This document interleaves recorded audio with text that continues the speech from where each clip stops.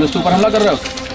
हम लोग गलती नहीं करेंगे, कभी गलती नहीं करेंगे। क्यों गोली चला दी है पुलिस के ऊपर? सर हम लोग भागना चाह रहे थे कि फायर करके ये सब गलत है ना? गलती वहाँ की अपराध करो फिर दूसरी अपराध कर रहे हो? गलती हो गई सर। वो प्यार से लेके आ रहे थे, इतना भरोसा नहीं था तुम लोगों पर कि इस तरह करोगे। उत्तर प्रदेश के बहराइच में दुर्गा प्रतिमा विसर्जन के बाद हिंसा के दौरान रामगोपाल मिश्रा की हत्या हो गई थी। रामगोपाल मिश्रा की हत्या के आरोपी सरफराज और मोहम्मद तालिम का एनकाउंटर हुआ है। दोनों आरोपियों के पैर में गोली लगी है। दंगे के बाद से ही आरोपी फरार थे। आज पुलिस ने नानपारा इलाके में मुठभेड़ में उन्हें घायल कर दिया। एडीजी अमिताभ यश ने कहा कि मुठभेड़ में 5 आरोपियों को गिरफ्तार कर लिया गया है। वे नेपाल भागने की फिराक में थे, लेकिन इस बीच आरोपियों की बहन ने आरोप लगाया है कि एसटीएफ ने एक दिन पहले ही उसके पिता, भाई और अन्य को उठा लिया था। वहीं मेडिकल करने वाले सीएचसी के डॉक्टर ने बताया कि दोनों आरोपियों की स्थिति सामान्य है। हालांकि एक आरोपी के पैर में गोली फंसी हुई। बहराइच दंगे के आरोपियों की बहन ने, रुखसार जिनका नाम है, वो आरोप लगा रही हैं कि एसटीएफ ने एक दिन पहले ही उनके पिता, भाई को और एक अन्य युवक को एक दिन पहले ही हिरासत में ले लिया था। रुखसार ने वीडियो जारी करते हुए अपने भाई के साथ ही अपने शौहर का एनकाउंटर किए जाने का डर जाहिर किया था। आप ये वीडियो देखिए। मैं बहराइच के वानागंज की रहने वाली हूँ। मेरा मायका महाराजगंज में है। रविवार को जो वहाँ दंगा हुआ है उसमें जिस आदमी की मृत्यु हुई है उसका इल्जाम मेरे पिता और मेरे भाइयों पे आया है। मेरे पिता का नाम अब्दुल हमीद और मेरे भाई का नाम सरफराज अहमद और मोहम्मद फहीम है। उस दंगे के बाद 14 तारीख को एसटीएफ की टीम मेरे घर पहुंची और वहाँ केवानागंज पहुंची, मेरे ससुराल, और वहाँ मेरे घर की तलाशी ली। जब वहाँ कोई नहीं मिला तो वो लोग मेरे पति ओसामा और मेरे देवर शाहिद को लेके चले गए। उसके बाद से उन लोगों का कोई अता पता नहीं चल रहा है। कल 16 तारीख को जो है मुझे गांव से कुछ पता चला कि जो है कल 16 तारीख को गांव से मुझे खबर मिली कि धर्म कांटे के पास से मेरे पापा और मेरे भाइयों को अरेस्ट कर लिया गया है। उनके साथ एक लोग और हैं। 4 लोगों को अरेस्ट किया गया है, लेकिन उनका भी कुछ पता नहीं है। ना उनका कहीं कुछ दिखाया जा रहा है, किसी थाने में भी वो नहीं है, ना कोई कप्तान कुछ बता रहे हैं, ना मीडिया में कुछ पता चल रहा है। हमको डर है कि उनको फर्जी इनकाउंटर दिखा के उनकी हत्या कर दी जाएगी और मेरे पति ओसामा और शाहिद को भी मेरे पति ओसामा और शाहिद की भी हत्या कर दी जाएगी। माननीय अध्यक्ष, क्या निवेदन करना चाहेंगी आप? हम माननीय अध्यक्ष से निवेदन करना चाह रहे हैं, प्रधानमंत्री जी से, मुख्यमंत्री जी से निवेदन करना चाह रहे हैं कि हमको डर है कि उनकी हत्या कर दी जाएगी। इस वजह से उनकी सुरक्षा की अपील कर रही हूँ। वही एनकाउंटर के बाद आरोपियों का मेडिकल करने वाले नानपारा सीएचसी के डॉक्टर ने बताया कि 2 आरोपियों के पैर में गोली लगी है। उनके नाम सरफराज और मोहम्मद तालिम है। दोनों की स्थिति नॉर्मल है। सुनिए क्या कहा डॉक्टर ने। डॉक्टर साहब, क्या नाम था आरोपी और कहाँ गोली लगी है? 2 व्यक्ति आए थे हमारे यहाँ, जो 2 लोग, एक सरफराज करके नाम है और एक तालिम करके, मोहम्मद तालिम। तो दोनों के, एक के दाएं पैर में है, एक के बाएं पैर में है। क्या स्थिति है सर? स्थिति दोनों की सही है। कहाँ भेजा गया सर? थोड़ा जो गोली है, गोली अभी भी अंदर ही है क्योंकि एग्जिट पॉइंट उसमें नहीं दिखा है। बाकी हमने डिस्ट्रिक्ट हॉस्पिटल बहराइच के लिए रेफर कर दिया है, वहाँ एक्सरे और फर्दर मैनेजमेंट के लिए। स्थिति दोनों की नॉर्मल है। कब लेके आए थे यहाँ पे? 2:35 के करीब, दोपहर में 2:35। वहीं बहराइच की एसपी वृंदा शुक्ला ने एनकाउंटर और गिरफ्तारी की पुष्टि करते हुए बताया कि आरोपियों के खिलाफ रासुका के तहत कार्रवाई की जाएगी।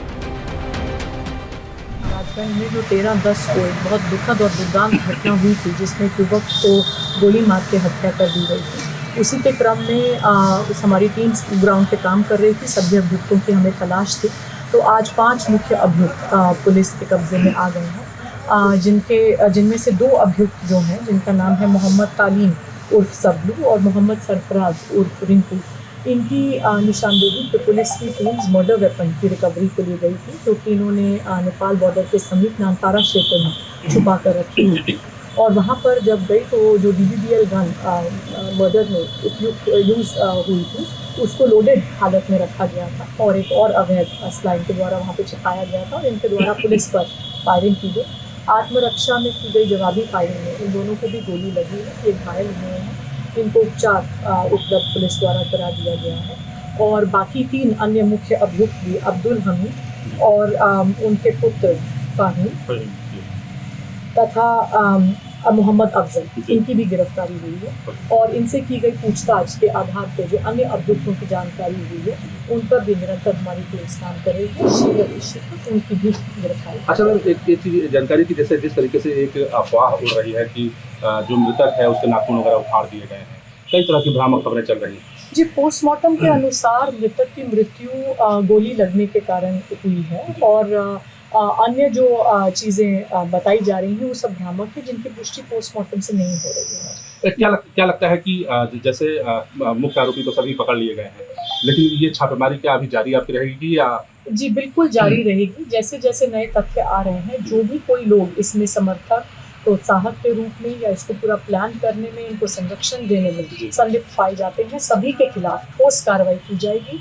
इस घटना में संलिप्त सभी अभियुक्तों के खिलाफ रासुका के तहत एवं अन्य ठोस कार्रवाई जल्द की जाएगी। वही टाइम्स नाउ नवभारत से बातचीत करते हुए ADG law and order Amitabh Yash ने क्या कहा, ये भी सुनिए। आरोपी सरफराज जिसको मुठभेड़ में गोली लगी है उसको हॉस्पिटल ले जाया गया। Mohammed Sarfaraz alias Rinku, Abdul Hameed and Mohammed Afzal, Farheen and Mohammed Talim. The information that I have is that 2 of them have received minor injuries during shootout with the police. They have been rushed to the local hospital. A total of 5, the ones that I have named, have been arrested. Okay. So, and they are the ones who are wanted in the murder that led to this communal conflagration. Okay, sir, if you could also, Mr. Yash, if you could also confirm to us how many of these accused were there on spot, because this is a developing story. What happened in the operation? What was the information that the teams on the ground got that led to this kind of an operation near the Nepal border? I don't have the details with me because I haven't yet spoken to the officers concerned.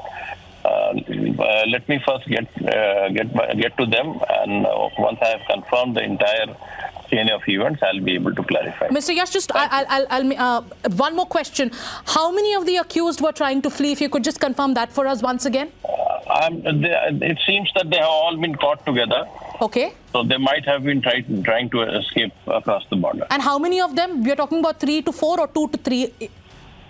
The information that I have is that 5 of them have been arrested. Okay, so 5 of them. That's a big that's a big breaking news update that you're giving us, sir. 5 accused who were trying to flee. They were apprehended by the teams on the ground, by the police teams on the ground, and that is when this encounter took place. Any information that you have on why the encounter took place, when they were asked to surrender? Because source-based information that we've gathered so far is that they were asked to surrender and then they opened fire. What exactly happened? If you could give us some details on the chain of events. See, I don't have the details myself because I am yet to speak to the officers concerned. Once I have a word with them, I'll be able to give you the details. Okay. Mr. Yashan, before I let you go, you have more information about the investigation, a lot of details, and meticulously the teams of the STF are also working on the ground. Do you suspect a larger conspiracy behind what happened in Bahraich? The investigations are still on. I would not be able to comment on that. Okay. Thank you so much, Mr. Yash, for joining us. Ramgopal Mishra की हत्या के आरोपी पकड़े जा चुके हैं। 2 आरोपियों का एनकाउंटर हुआ जिसमें वो घायल हो गए, लेकिन आरोपियों की बहन का आरोप है कि एक दिन पहले ही STF उन्हें उठाकर ले गई थी। इस मामले में अगली जो भी अपडेट आएगी उसके साथ हम जल्द ही आपके साथ जुड़ेंगे।